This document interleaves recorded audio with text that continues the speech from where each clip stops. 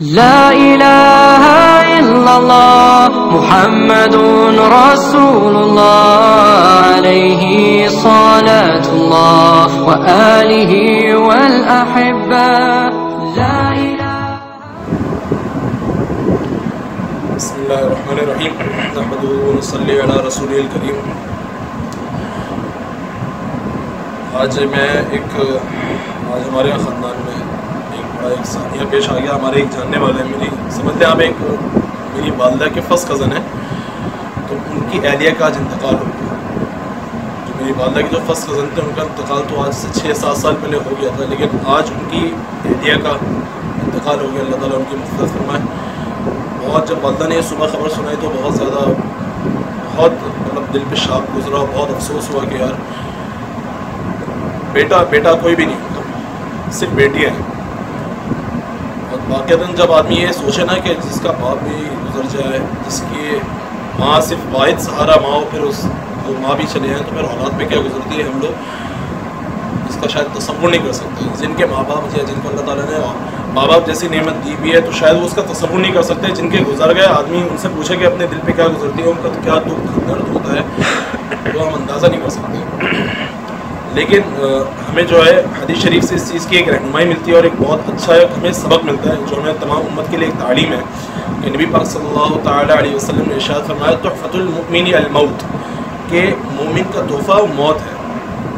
کیا مطلب یہ کہ انسان تحفہ کیسے ہے، مومن کا تحفہ موت کیسے ہے؟ وہ اس واسطے کہ انسان جو ہے اللہ تعالیٰ سے جلدی مل جاتا ہے. مومن تو ہے جنتی، ظاہر سی بات ہے جب اس کی موت واقع ہوگی تو وہ دنیا کے اندر جتنے بھی مصائب اور مصیبتوں کا شکار تھا، بہت ساری پریشانیوں کا شکار تھا، تو اس سے اس کو نجات مل جائے گی. اور پھر مومن کی تو علامت یہ مومن کا کیا ہے، مومن کے لیے اللہ تعالیٰ نے کیا انعام رکھا ہے، جنت رکھی ہوئی. جب وہ دنیا کی مصیبتوں سے چھٹکارا حاصل کر لے گا اور قبر کے اندر جب چلا جائے گا تو قبر میں جاتے ساتھ ہی اللہ تعالیٰ جنت کی کھڑکیاں کھول دیں گے. اللہ تعالیٰ حضور نبی کریم صلی اللہ علیہ وسلم کی زیارت عطا فرمائیں گے اور مشاہدہ ہو جائے گی قبر اس کے لیے. اور آخرت کا سب سے بڑا ثواب اور آخرت کا سب سے بڑا انعام کیا ہے کہ ہمیشہ کے لیے اللہ تعالیٰ اس کے لیے جنت کا فیصلہ فرما دیں گے. تو یہ چیز ہے مومن کا تحفہ.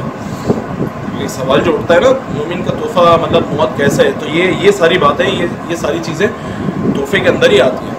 تو یعنی پتہ یہ چلا کہ جو ہے دنیا کے جو مصائب ہیں، دنیا کی مصیبتوں سے آدمی چھٹکارا حاصل کر لیتا ہے.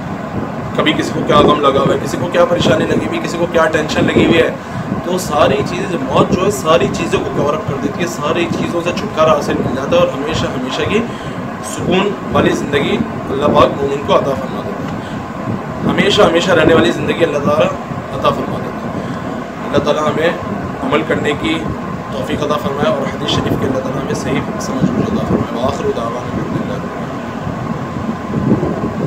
لا الہ الا اللہ محمد رسول اللہ علیہ صلاة اللہ وآلہ والأحبہ.